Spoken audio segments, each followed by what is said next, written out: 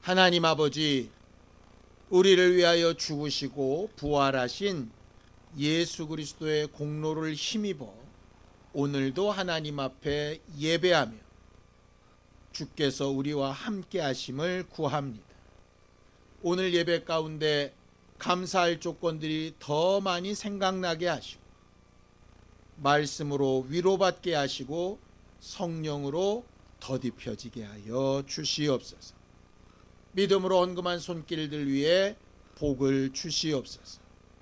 특별히 오늘 헌금을 터키와 시리아에 지진을 당해 힘들어하는 사람들을 위하여 쓰고자 하오니 적은 물질이지만 오병이의 이적과 같이 그들을 살리고 위로하며 하나님 앞에 나아가게 하는 길을 열 수 있는 도구로 사용되도록 역사하여 주시옵소서. 예수님의 이름으로 기도하였습니다. 하나님의 말씀은 마가복음 16장 1절에서 8절까지 말씀을 함께 합독하겠습니다.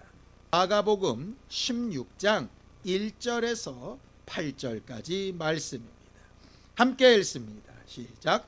안식일이 지남에 막달라 마리아와 야고보의 어머니 마리아와 또 살로메가 가서 예수께 바르기 위하여 향품을 사다 두었다가 안식 후 첫날 매우 일찍이 해 돋을 때에 그 무덤으로 가며 서로 말하되 누가 우리를 위하여 무덤 문에서 돌을 굴려주리요 하더니 눈을 들어본즉 벌써 돌이 굴려져 있는데 그 돌이 심히 크더라. 무덤에 들어가서 흰옷을 입은 한 청년이 우편에 앉은 것을 보고 놀라매 청년이 이르되 놀라지 말라. 너희가 십자가에 못 박히신 나사렛 예수를 찾는구나. 그가 살아나셨고 여기 계시지 아니하니라. 보라, 그를 두었던 곳이니라. 가서 그의 제자들과 베드로에게 이르기를 예수께서 너희보다 먼저 갈릴리로 가시나니 전에 너희에게 말씀하신 대로 너희가 거기서 배우리라 하라 하는지라. 여자들이 몹시 놀라 떨며 나와 무덤에서 도망하고 무서워하여 아무에게 아무 말도 하지 못하더라.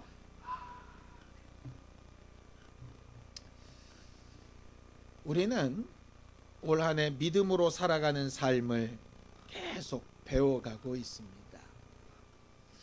신앙생활이라고 하는 게 뭘까요?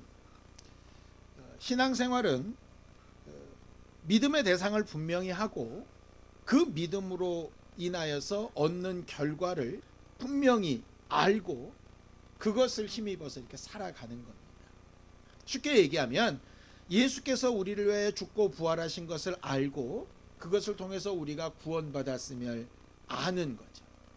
우리는 이미 예수가 어떻게 하셨는지를 알고 우리가 구원받았다고 확신하는 사람들입니다.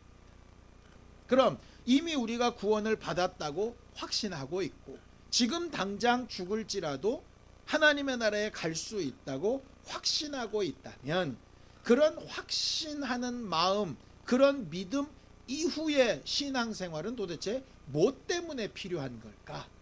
이제 그런 생각을 하게 되는 거죠. 예수를 알지 못하면 알기 위해서 신앙생활이 필요할 겁니다. 구원의 확신이 없다면 구원의 확신을 얻기 위해서 신앙생활이 필요할 겁니다. 근데 예수도 알고 구원의 확신도 있다면 왜 필요한 걸까?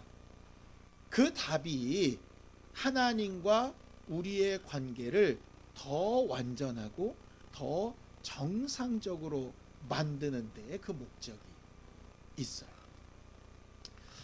남자와 여자가 연애를 해서 결혼에까지 이릅니다. 결혼이 마치 무슨 목적인 것처럼 그렇게 결혼식을 화려하게 준비하고 모든 것들을 다 세팅하죠. 근데 그러고 나서 제대로 못 사는 경우들이 꽤 많이 있습니다. 왜 그럴까요? 결혼까지는 잘 이르렀는데 결혼 이후에 살아가는 삶에서 이렇게 어그러지는 거죠. 그러니까 사실은 결혼식은 잘 둘이 함께 살기 위한 출발점 같은 거거든요. 그러니까 구원의 확신도, 예수 그리스도의 죽음과 부활도 어찌 보면 처음 출발점과 같습니다. 완성형이 아니라는 얘기예요. 이 말은 우리의 구원이 불완전하다는 얘기가 아닙니다. 구원은 완전한데 하나님이 왜 우리를 구원하려고 하셨느냐 하면 구원하는 것으로 끝이 아니고 구원해서 우리랑 정상적이고 완전한 관계를 맺기 위해서 그렇게 하신 것이죠. 그래서 정상적이고 완전한 관계란 게 뭔지, 그 관계를 잘 맺으며 살기 위해서는 뭐를 어떻게 해야 되는 건지 하는 것들을 계속 배워가고 연습하고 익숙해져 가고 그것을 이루어가는 것이 신앙 생활입니다. 그러니 우리가 계속해서 신앙생활을 잘 해야 되는 거죠. 내가 과거 어느 때 구원의 확신을 얻었어. 내가 과거 어느 때 침례받고 성령도 받았어. 내가 과거 어느 때 하나님 앞에 이만큼 한 것도 있어. 이게 굉장히 중요한 일이지만 그 과정을 통해서 지금 나는 하나님과 얼마나 좋은 관계를 맺고 있는가 하는 건 굉장히 다른 문제입니다. 좋은 관계를 맺기 위해서 뭘 어떻게 해야 될까? 요즘 우리나라가 되게 어렵다라고 얘기를 합니다. 왜냐? 북한하고도 어려워요. 일본하고도 어렵고요. 중국하고도 어렵습니다. 이게 한 10년 전쯤으로 돌아가 보면 되게 우리가 그런 부분에 신경도 안 썼던 때가 있었어요. 지난 한 3년간은 코로나 때문에 정신이 없었는데 그 이전으로 돌아가면 그냥 전혀 외부 환경에 신경 안 쓸 때 있었습니다. 왜냐면 북한도 왔다 갔다 할 때도 있었고 중국과도 관계가 좋고 일본도 우리가 막 많이 이긴 것 같고 막 이래가지고 막 서로 관계가 좋을 때 아무 걱정이나 문제 없이 경제도 발전하고 굉장히 편안하고 막 그렇게 살았던 때가 한 10년 전이었던 것 같아요. 근데 10년 후에 지금은 너무 관계가 어렵고 복잡해진 거예요. 그러니까 사람들이 관계가 어렵고 복잡해지면 잘 못 견디죠. 힘들잖아요. 사람과 사람 사이에도 이게 관계가 어려워지면 힘들잖아요. 그러니까 둘 중에 하나 하지 않습니까? 아예 안 보든가 아니면 이건 문제를 해결하든가. 그러니까 문제를 해결하기 위해서 막 여러 가지 방법들을 씁니다. 근데 이게 잘 안 되죠. 이게 왜 안 될까? 관계가 좋아지면 다 좋은데 왜 이게 잘 안 되지? 안 되는 데는 이유가 있어요. 이유. 그러니까 이런 겁니다.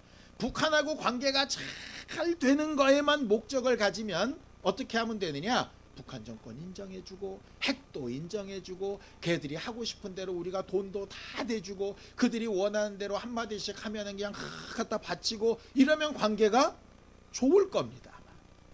마치 학폭 가해자가 돈 내놓으라 그러면 돈 주고 빵 사오라 그러면 빵 사다 주고 그러면 관계가 좋아질 것 같은 거예요. 어려움이 없을 것 같은 거예요. 그런데 그렇던가요? 전혀 그렇지 않죠. 하나 주면 2개 달라 그러고 2개 주면 3개 달라 그래요. 이게 왜 그러냐? 원칙이 무너져서 그래요.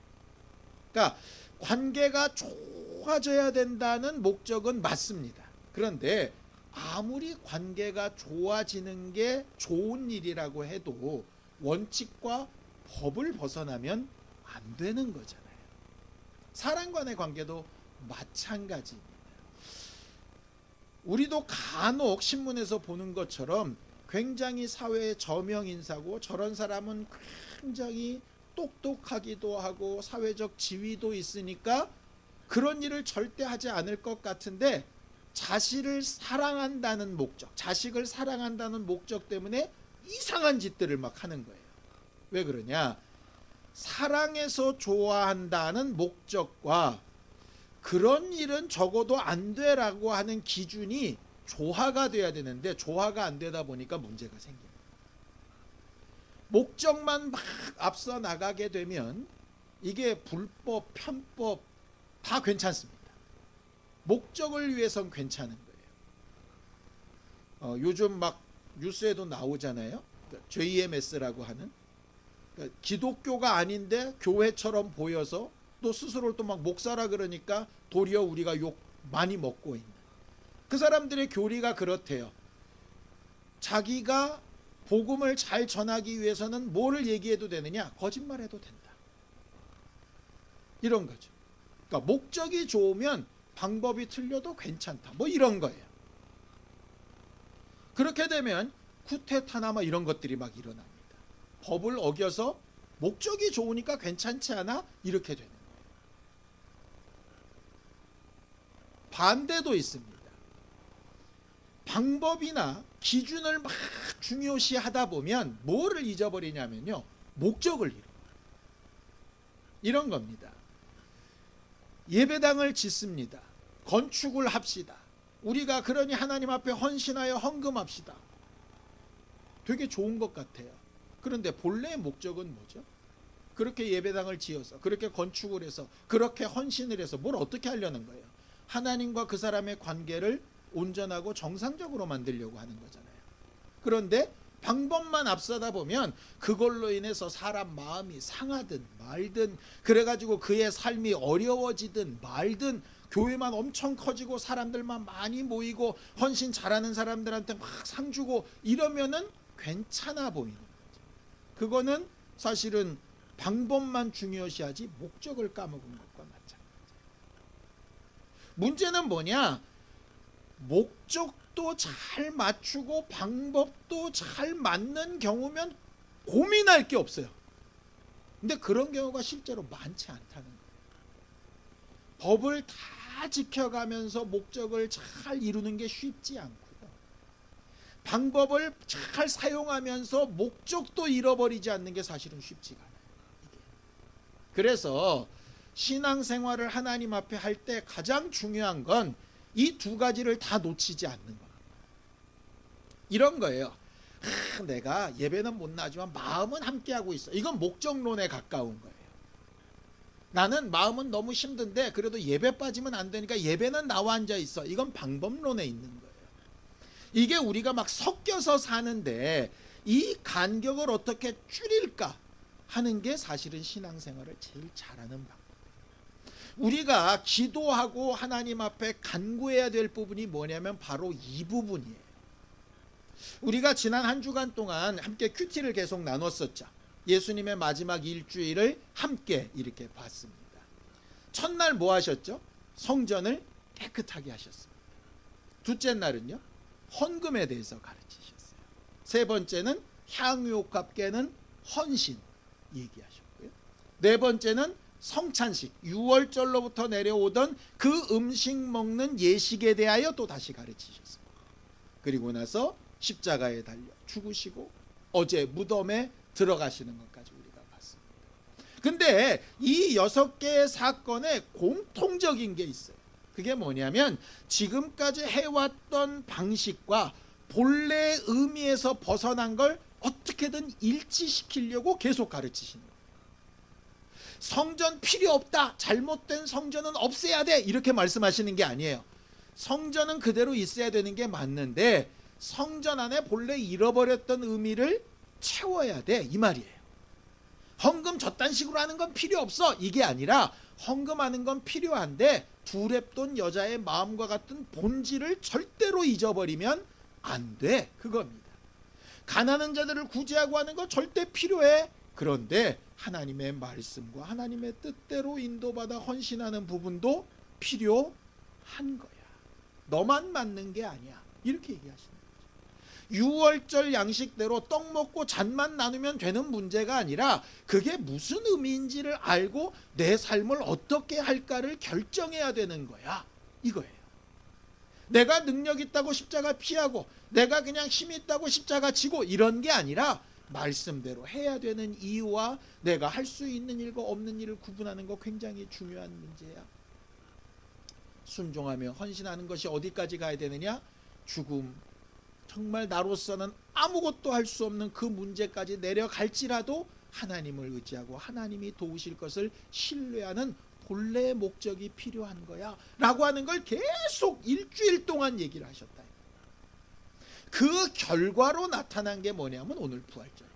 부활절은 그냥 어느 날 갑자기 뚝 죽으셨다가 뚝 살아나셔서 하나님 멋져 대단해 이렇게 된 문제가 아니고요. 하나님께서 우리에게 바라시는 본래의 목적과 우리가 그것을 이루기 위해서 사용해야 되는 방법이 수시로 나눠졌다 붙었다 하는데 그 간격을 어떻게 하면 함께 갈 수 있어요. 결국 우리의 마음과 표현을 어떻게 하면 더 가깝게 할 수 있을까? 우리가 가진 믿음과 우리의 삶을 어떻게 하면 더 가깝게 할 수 있을까? 완벽하게 일치되는 건 우리의 능력으로 불가능하니까 그것을 어떻게 할 수 있을까?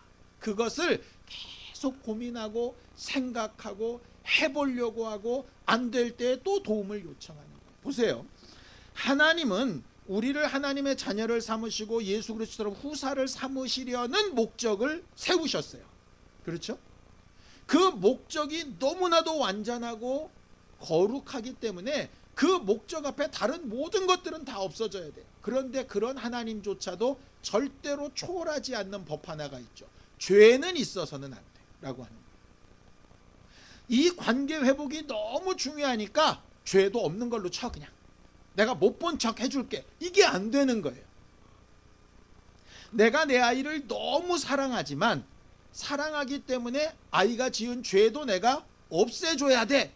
돈을 막 들여서라도 변호사를 막 사서라도 그게 잘못이 아닌 것처럼 만들어야 돼. 그건 틀린 얘기라는 거예요. 하나님이 가르쳐주신 방법이 그거예요.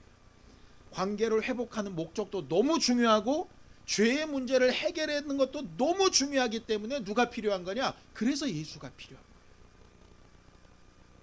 우리 힘으로는 그걸 할 수 없기 때문에 할 수 없는 것은 예수의 은혜에 맡기고 나는 그 다음 걸음을 걸어야 하는 거예요. 예수 그리스도의 죽음과 부활은 결국 이 문제를 가르치시려고 하는 거예요. 나는 너희와 정말 좋은 관계를 맺고 싶어. 그래서 내가 그 목적, 그 가는 방향, 그 결과를 말씀으로 다 약속해 놨어. 그런데 너희가 그 말씀대로 살아가기 어렵고 힘드니까 누구에게 도움을 요청하라는 얘기냐? 내게 도움을 좀 요청해. 이거 하는 거예요. 그래서 믿음은 이렇게 하는 겁니다. 자, 히브리서 6장 17절입니다. 함께 읽죠. 히브리서 6장 17절 함께 읽습니다. 시작. 하나님은 약속을 기업으로 받는 자들에게 그 뜻이 변치 아니함을 충분히 나타내시려고 그 일을 맹세로 보증하셨다 그랬습니다. 이렇게 되어 있습니다. 하나님은 믿음을 가질 때에 분명한 목적을 약속으로 먼저 딱 던져 놓으시고 그것을 받아들이겠다고 하는 마음을 가진 사람들에게 반드시 지키시겠다고 맹세하셨다 이렇게 되어 있어요. 그러니까 반대로 얘기하면 하나님이 우리에게 약속하셨을지라도 그걸 받아들이지 않는 사람에게는 하나님은 그대로 행하실 의무가 없다라고 하는 거예요. 계약서에 둘이 똑같이 도장 찍어야 계약 효력이 발생하지 한쪽만 찍는다고 계약이 되지는 않는다는 얘기예요. 고장난 시계도 하루에 2번은 맞습니다. 그렇죠? 서 있는 시계가 하루에 2번은 맞아요. 그런데 그 2번을 뭐라고 부르느냐? 그냥 어쩌다, 어쩔 수 없이 요행처럼 맞는 거예요. 믿음은 그렇게 하는 게 아니에요. 계속해서 차이가 나는 부분을 맞춰 나가는 거죠. 우리도 시계를 보다 보면 아주 너무너무 좋은 시계라면 전혀 오차가 없겠지만 사실은 시계들마다 조금씩 오차가 있을 수 있습니다. 그러니 때로는 계속 수정해 줘야죠. 컴퓨터 시계도 그렇더라고요. 그렇게 계속 수정해 나가는 게 우리 신앙 생활이에요. 믿음은 하나님 앞에 요행이나 운이 아니라 하나님이 약속하신 것을 어떻게 내 안에서 방법으로 이룰 거냐를 찾아가는 거죠. 자, 로마서 4장 20절에서 22절입니다. 함께 읽습니다. 시작. 믿음이 없어 하나님의 약속을 의심하지 않고 믿음으로 견고하여져서 하나님께 영광을 돌리며 약속하신 그것을 또한 능히 이루실 줄을 확신하였으니 그러므로 그것이 그에게 의로 여겨졌네. 아브라함의 믿음을 얘기하는 겁니다. 그러니까 하나님의 약속하신 믿음, 하나님이 정말 바라시는 믿음은 뭐냐면 약속을 알고 그것을 인정하고 그 약속과 거리가 먼 내 삶이나 마음이나 생각을 가깝게 일치시켜 나가는, 그것을 계속하는 겁니다. 주님 오시는 날까지 계속하는 겁니다. 예수도 그것 때문에 아침마다 기도하셨고 밤중에도 기도하셨고 겟세마네 동산에서 그렇게 몸부림쳐 기도하시는 거예요. 하나님의 약속과 자기의 삶을 일치시키기. 그런데 우리는 하나님이 약속하셨으니 되겠지 이렇게 되는 거예요. 그게 하루에 2번 맞는 시계 얘기하는 거라니까요. 실제로 그런 식으로 해서 과거에 우리가 응답 받은 적도 있어요. 아, 약속하셨으니까 가만히 있었더니 되더라. 하루에 2번 맞는 요행처럼 맞은 그것을 내 믿음이라고 착각하는 순간에 어떻게 되느냐 하면 계속해서 하나님이 목적이 좋으시니 알아서 하시겠지, 내가 이렇게 잘못해도 하나님이 나를 사랑하신다 하시니 해결하시겠지, 이렇게 되는 거예요. 내가 따라가야 될 방법이나 생각은 계속 무시하는 거죠. 왜냐? 그렇게 하는 게 쉽지 않고 힘들거든요. 그것을 계속 잃어버리지 않는 게 굉장히 중요합니다. 예수께서도 하나님이 예수에게 약속하신 게 있어요. 죽기까지 순종하여 따르면 그 다음에 내가 너를 높이겠다 하신 게 있죠. 성경을 또 볼까요? 사도행전 2장 31절에서 32절입니다.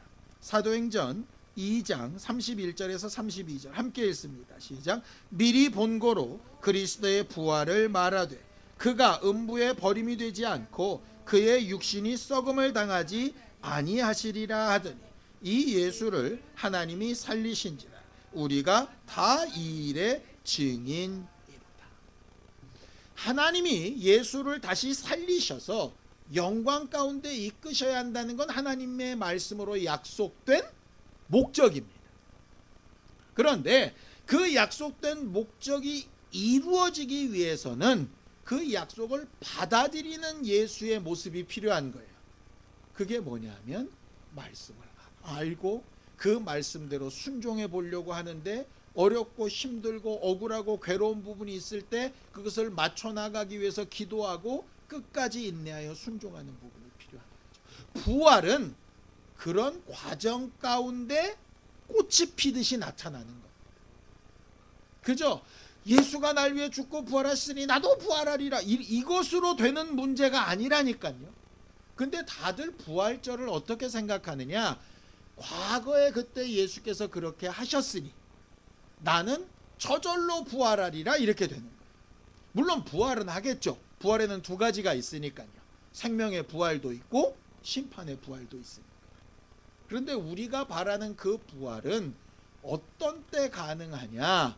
우리 앞서 나가셨던 예수 그리스도와 동일한 방법으로 하나님이 약속하신 그 목적과 그렇게 이루어가는 일이 가까워졌을 때 이루어지는 게 부활이라니까. 보세요. 부활과는 굉장히 다르지만 부활을 예로 들 때 맨날 우리가 달걀 얘기를 합니다. 삶은 달걀은 애시당초 생명도 없으니까 빼고요. 유정란이 있다고 칩시다. 닭에서부터 유정란이 나왔어요. 그래서 누구나 압니다. 유정란은 21일 동안 잘 따뜻하게 품으면 병아리가 된다, 알아요. 그런데 그렇게 되려면 뭐가 필요합니까? 엄마가 품든 아니면 기계 안에 들어가서 그만한 똑같은 조건을 만들어 주든 뭐가 이루어져야 유정란이라도 생명이 나는 거잖아요.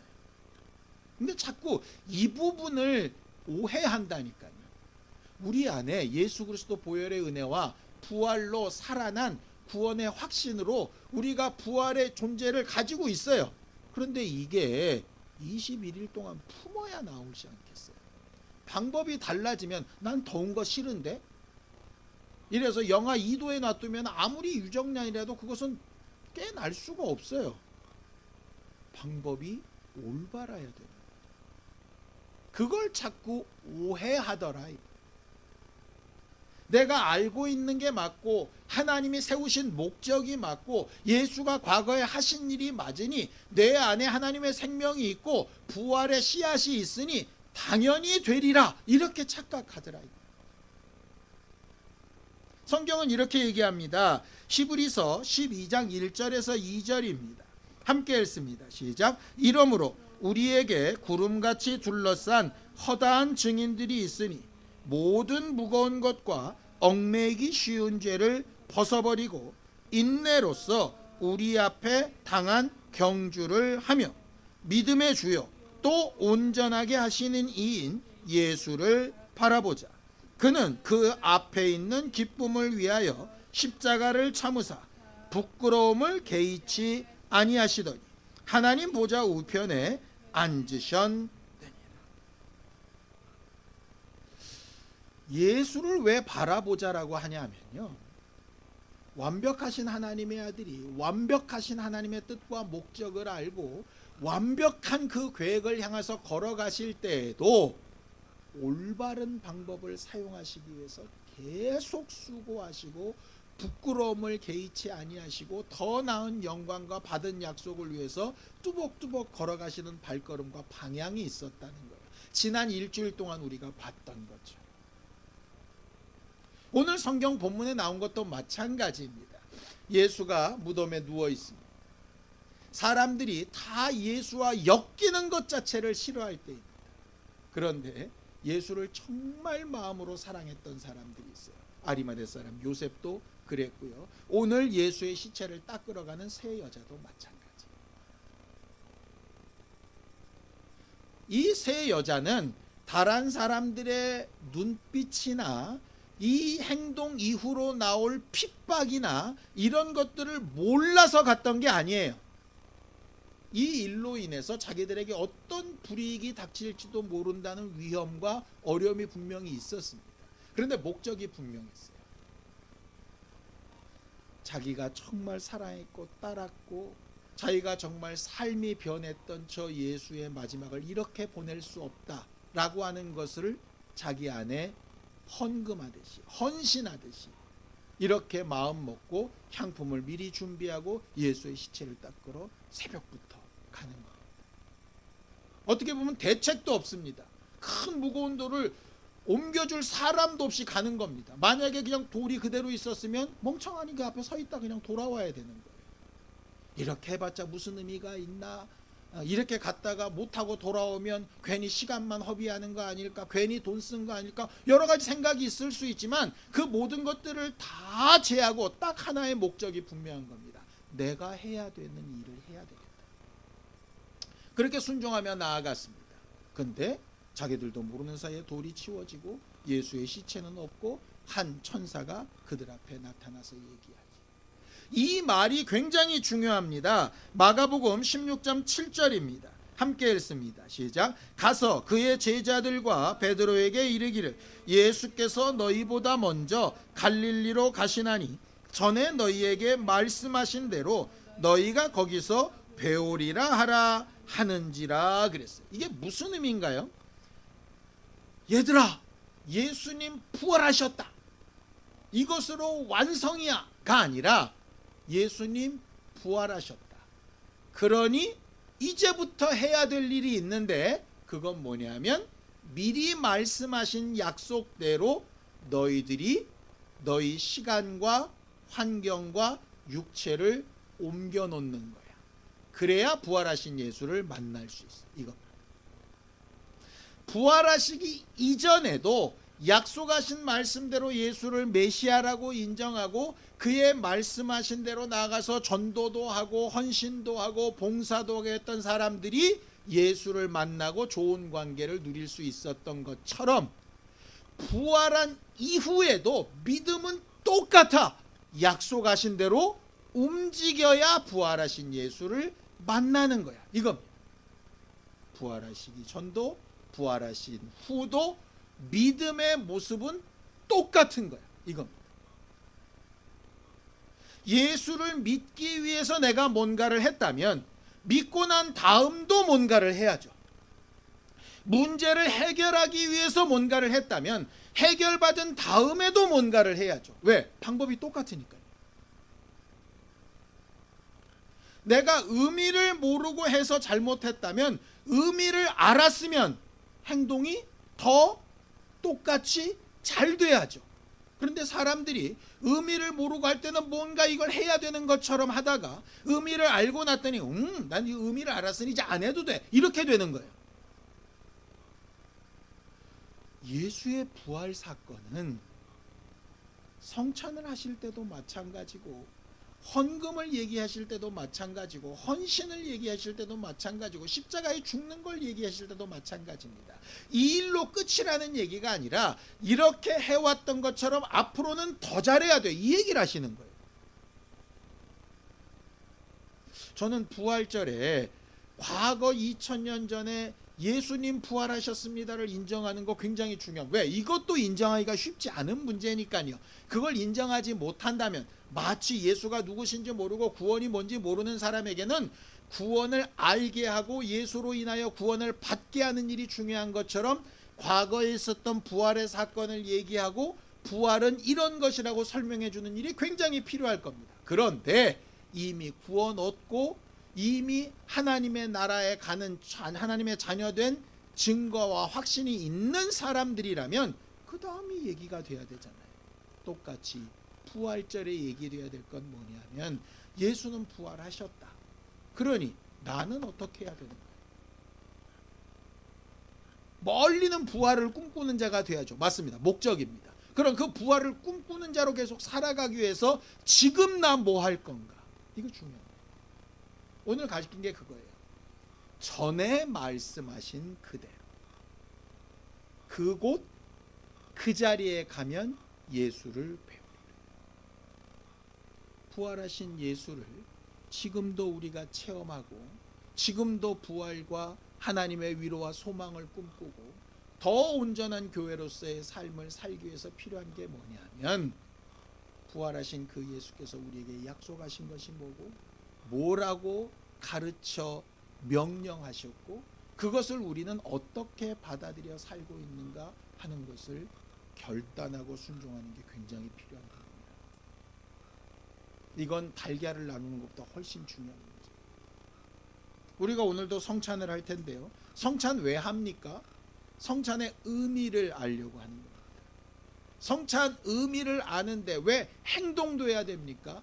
행동하는 것처럼 성찬의 떡과 잔을 순종하는 것처럼 그 의미인 전도에도 순종하겠다고 하는 거예요. 그런데 의미도 알고 이 행동도 했는데 그 다음이 따르지 않으면 뭐와 똑같으냐? 오늘 여자들 마지막 절에 보고도 두려워하여 아무 말도 하지 못하다. 분명히 가서 전하라고 했는데 아무 말도 하지 못하다. 물론 나중에 막달라 마리아는 얘기를 합니다. 베드로에게 가서 자기가 만난 예수에 대해서 이야기를 해요. 그래서 제자들을 데리고 오기도 합니다. 그 이전까지 순종하지 못했던 시간이 있어요. 잘못됐지만 그럴 수 있어요. 우리가 말씀을 알고 목적을 알아도 제대로 살지 못하는 그럴 수 있어요. 왜? 우리는 연약하고 부족하니까요. 그러나 그것이 계속 그렇게 부족한 상태로 살면 안 되는 거예요. 마리아가 정신 차리고 깨닫고 해야 될 일들을 찾았던 것처럼 다른 12제자가 헤매고 지들 갈 길대로 막 갔는데 이 여자 3명은 정신을 차리고 자기의 할 일들을 생각했던 것처럼 우리들은 신앙생활하는 가운데 부활하신 예수 앞에 정신을 차리고 난 뭘 해야 되는 사람인가 하는 걸 생각하는 건 굉장히 중요합니다. 이게 믿음으로 살아가는 삶이라고 하는 거예요. 죽음 앞에서 고난 앞에서 또 어쩔 때는 굉장히 잘 되고 행복한 상황 앞에서 나는 뭘 목적으로 하고 있고 어떤 방법과 기준을 조화시키며 살아가고 있는지 잘 돌아볼 수 있게 되기를 예수님의 이름으로 축원합니다. 그래서 주님께서 우리를 부르시는 그날에 완벽하지는 않지만 착하고 충성된 모습으로 부활에 이르는 우리 모두가 되기를 예수님의 이름으로 축원합니다. 함께 기도하겠습니다. 하나님 아버지, 하나님께서 우리를 도우시고 인도하셔서 오늘도 우리가 하나님과 함께하는 즐거움과 기쁨을 누리게 하시고 하나님께서 우리에게 복 주신 증거와 역사를 깨달을 수 있도록 인도하시고 함께하여 주시옵소서. 하나님, 우리로 부활을 알게 하시고 하나님이 말씀하신 대로 일하시는 것을 볼 수 있게 하시고 부활을 알고 의지하고 소망하는 사람답게 하나님과의 관계를 온전히 만들어가는 신령한 사람들이 되게 도와주시옵소서. 하나님은 우리가 예수 그리스도의 은혜로 말미암아 구원을 받으며 진리를 아는 일에 이르기를 원하신다라고 분명한 목적을 가르치셨습니다.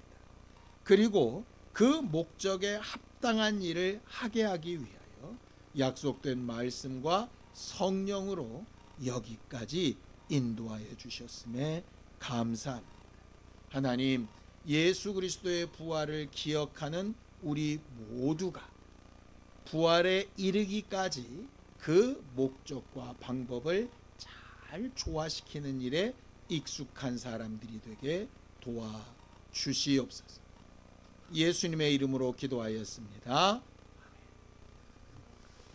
이제는 우리 주 예수 그리스도의 은혜와 하나님 아버지의 극진하신 사랑과 성령님의 감동하시고 함께하시는 분명한 증거가 부활하신 이후에도 말씀을 받는 자들에게 맹세를 이루시는 하나님 앞에 말씀대로 일하심을 보려고 하는 우리 모두 위에 이제로부터 영원까지 함께 있을지어다. 아멘.